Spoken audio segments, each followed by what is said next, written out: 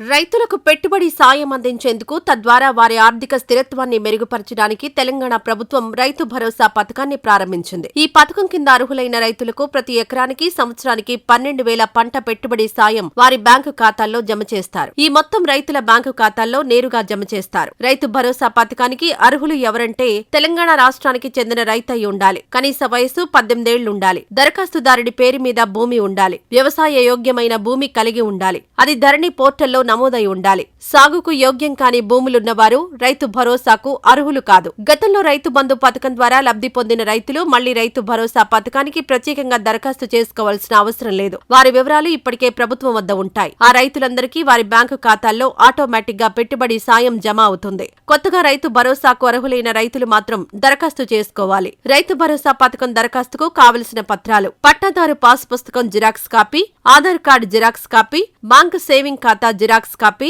పూర్తిగా నింపిన దరఖాస్తు ఫారం.